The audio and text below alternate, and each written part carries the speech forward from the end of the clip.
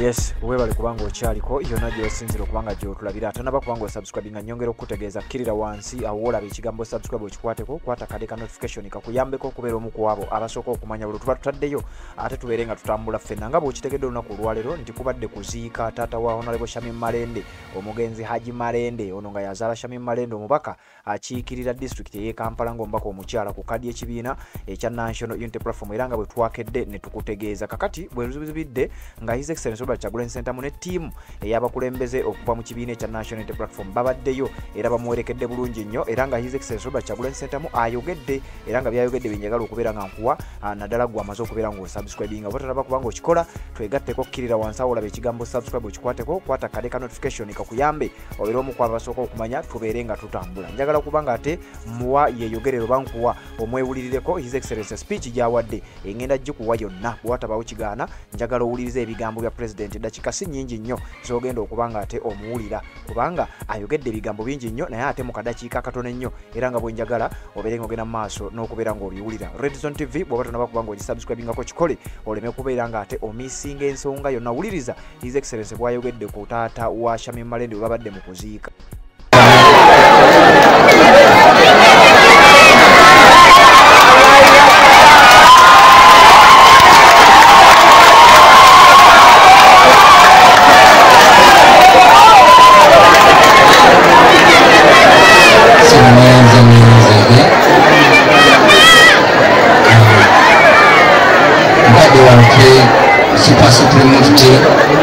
Abamanyi abaperekeddeko nga muli ne mukwano gwange Bashir Ssebaanda Sebo leader opposition wamu n'ababaka ba parliament bonna ebulanga b'olunaku lwaleero Sebo secretary general waffe Sebo Buchaman Nyanzi bakungubazi bannaffe mwenna abakuŋŋaanya olwaleero ab'ebitiibwa ab'enjawulo nga mwe muli ne munnabyamizannyo Nakinku Mukulu Mujibu Kasule mwenna basebo ne bannyabo assalamu alaikum warahmatullahi wabarakatuh.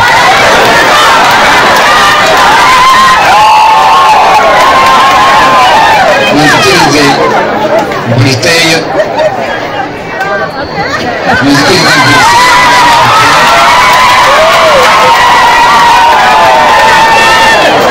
Kalison Nalukola Sebo kulika enyeweka kati Haji Nalukola Elias Buyimbazi bannange kitalo nnyo kitalo ddala ekyamukadde waffe ebigambo bingi ebyogedde olwaleero ggulu Kalison Nalukola tugambye afaanana jjajjaawe yayogera ennyo olumu bamu omukazi nange nyanja jange gwe nafaanana naye ne bwemunyumira temupa omukazi nze nyina ekirala kyenjagala mukadde waffe jjajja Katikkiro w'ekika ky'Emmamba onsanyudde nno kuba mbadde nkyagezaako okuwooyawooya muganda wange Nalukoola kuba waatabadde yagenda okudda nga bamunyaguludde era omuyise n'omugamba ayiteeko mbadde njagala kuteesa jjajja nyinza omumuwerekirako siri mulungi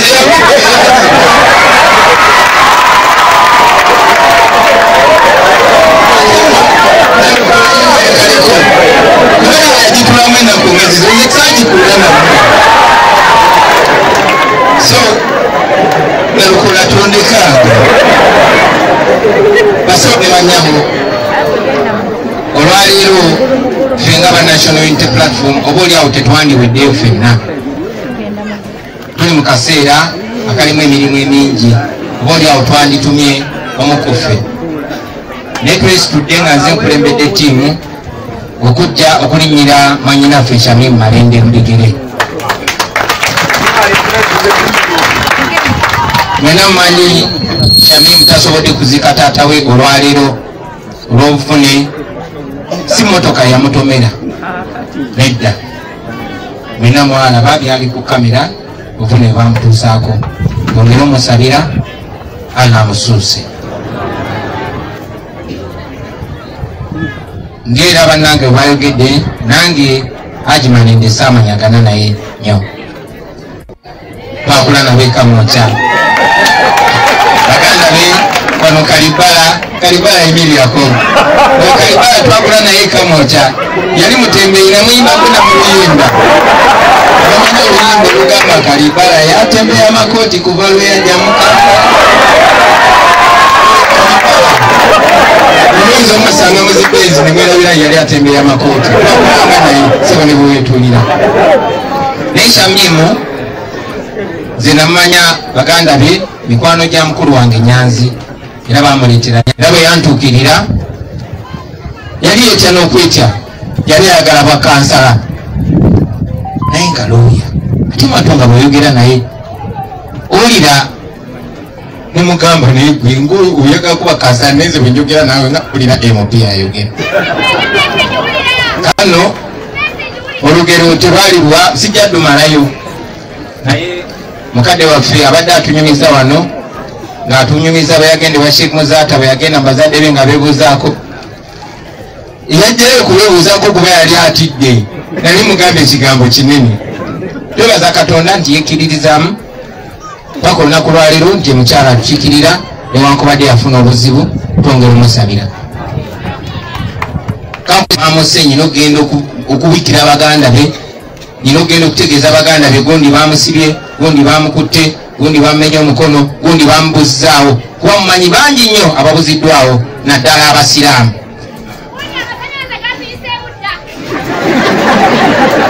njagala okwebaza famire ya Malende obutatwevuma muwala wammwe ne bwafunye ebizibu ng'ebizibu ebyo byasinze bifuna lwakolagana naffe ffe bemulaba tetuli bamenyi b'amateeka naye tutambulira mu bulabe nekizaamu amaanyi ne musindika abaana bammwe abamu ne bafuna obulabe eri mutwe bamuwambye akire wali mu kkomera Bobiyanga bamusibye Akimusekama bamusse n'abalala naye ne mwongera tu abaana mwebale kukkiriza mbetukkirizamu bannange mukulu wange Nyanzi yandeetera shabiri gye tunaloopa bannaffe lwanga beefudde kuba munnaye tetusobola baloopa ku poliisi naye oba oli abo n'otuukirira Sheikh we oba mwalimu we oba muzadde we n'ogamba gundi ono yasiimye ono oba ono isima takyategeerekeka Abasiraamu ebigambo ebirungi bimuyigiriza ebyobwesimbu ebyobwesigwa takyabitambulirako oba oli amusobola otukwatako so tubebaza olw'okuzaala n'okuza Shamim Malende n'okumubangula ngera bwayogedde mu bigambo bye akkiririza nnyo okuyimirirawo ku lwabo abateesobola akoze omulimu munene nnyo kabira Allah akusuuse osobole okukomawo ate olabe ne ku Uganda ejja tukuba tugenda gituukamu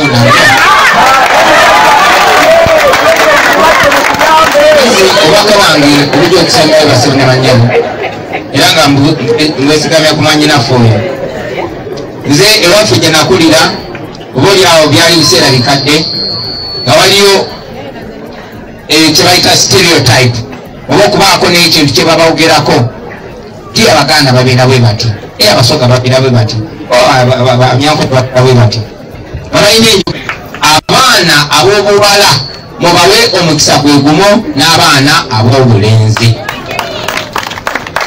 bangi kuffe tuze wano ekituconnectinga ku famire eno omuwala wammwe n'abalenzi mwabazaalira ba mugaso nnyo naye muwala wammwe abadde wankizo kitegeeza nti tulina okukifuula fashionable abaana abawala ne tubasaako essira ne tubawa omukisa gwe gumu ne tubatambulizaako eriiso lye limu n'abaana abalenzi kubanga basobola okutereeza ensi kyogera nnyo nti bw'oba oyagala okusomesa omuntu somesa omwana omulenzi naye bw'oba oyagala okusomesa eggwanga somesa omwana omuwala so tukikole basebo ne bannyabo bangi nnyo kuffe tuli kye tuli olw'abamaama baffe kati maama obwo maama bw'abanga mubangule ate kiyamba nnyo bye tukola kati si bya myaka 2, 3, 5, 10 tukola ebintu naye nga tuna myaka 2, 3, 4, 5 nga naffe tetuliwo ensi gye tunaabeeramu ebiseera ebyo tugitandika kati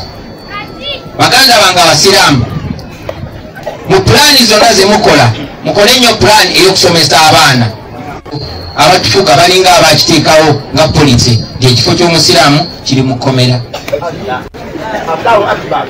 Ogenda kutemai noyingira mu ndoba nga ayingidde muzikiti. Kyekimu ne luzira, kyekimu n'ekitalya, kyekimu na buli wamu. Era bannamateeka bano bannalukoola batuyigiriza nti bw'oba ng'okwatiddwa oba tonakkiriza musango obanga tonawozesebwa ne gukuka muvi oba oteberezebwa okuba titolina musango oba oteberezebwa buteberezebwa bakuyita suspect. Naye kyennaku oba musiraamu ne bawulira nti omuzitulise wali ne bakuuza gwanyize kamata yeye zolo batimbera suspect naye gwe kamada gwagumaze okusinga paka ng'okakasiza nti sigwaguzizza. Ekyo nno twagala tukyuse baganda bange. Buli munnayuganda oba oli wa kabira ki oba oli wa ddiini ki oba oli wa kikula ki obeere nga wenkana ne munno amateeka gabeere nga gakuuma kyekimu ate nga bwobaosobezza. Mutwegatteko bannange, mutuwe n'abaana bammwe, nammwe abamanyi mutwegatteko bakadde baffe. Omugenzi Muhammad Kirumira yatugamba nti bw'onoosirika ojja kufa ne bw'onooyogera ojja kufa. Muzaata nakitubuulira nti ne bw'oba osirise nga balya banno lazima abaana amaliriza bajja kola ki? So bakadde bange tukituddemu akaseera ke kano tebakyaliwo okulinda kulala. Tetwasimbula dda bakadde bange. So twagala muleme tugamba bugambi twalingayo eyo nga tubawagira. Buli omu akole kyasobola. Manyi nti byeraliikiriza temwetaaga kubayo ku budaala. Naye ne bwe mubeera mu muzikiti ensonga y'obutali bwenkanya mugyogereko kubanga n'eddiini bwe tulagira. Ne bwe muba muli ku lujjuliro twagenda okulwanyisa sirimu mumalawo nga ne bwe muba mu nnimiro nga muzeeyi ababuulira sirimu bwajja n'engeri gye musobola omwewala. Ne bwe muba ku lujjuliro era bajja babuulira sirimu bwajja n'engeri gye musobola omwewala. Gye buvuddeko nali njogera n'abavubuka ne mbagamba bannange batuteereddewo ebinyuma bingi nnyo bisobola okutudaivatinga. Naye ku mulembe gwe tuliko ne mu mbeera gye tuliko kiba kya buswavu abavubuka okubasanga ng'emboozi ze munyumya za Arsenal na Man U. Si nti temunyumira mupiira muginyumirwe, naye emboozi ze mulina okunyumya y'engeri ki gye mwejja mu mbeera eno ey'obuddu mudde mu Uganda eyeyagaza. Ekyo kye tulikola ssemanyigannyabo. Ensonga lwaki tukozesa buli kye tusobola okukyusa embeera mu ddembe. Tuli bavubuka, tulina amaanyi, tuli bangi, tusobola okwepasula, tusobola okukwata emmundu nga Bamuseveni bwe baakola. Naye twagala okikola kubanga twagala tukyusa ensi yaffe ng'abantu bwe bakyusiza abantu bawangule emmundu, emmundu zibeere wansi w'abantu. Ekyo kikoleddwa mawanga mangi, naffe twagala okikole basebo ne bannyabo. Era maliriza nga mategeeza nti ensonga etutwala mu protest vote ey'omwaka ogujja. Bwe tubasindikira abantu bonna mubawagire basebo ne bannyabo, naddala abasiraamu bannammwe mubawagire, mutuwagire tukyuse Uganda. Buli omu agyeyagaliremu, omusiraamu n'omukatuliki, omwavu n'omugagga, omusajja n'omukyala, omuto n'omukulu, buli kabira yonna, buli ddiini yonna, buli omu abeere nga yenkanankana ne munne mateeka. Muzeeyi Malende, twebaza Allah olw'emyaka gy'atuwadde tuli naawe. Tujja kusaalirwa nnyo naye tetujja kumisinga nnyo kubanga otulekeddewo ensigo zo, tujja kusigala nga tukulaba. Allah akuwumuza emirembe, akuyita na Firdaus, naffe atusaasire tusobole okuwangula ekibangulira kye tuliko tukase eggwanga lyaffe. Nebaleme okukkiriza abasaba.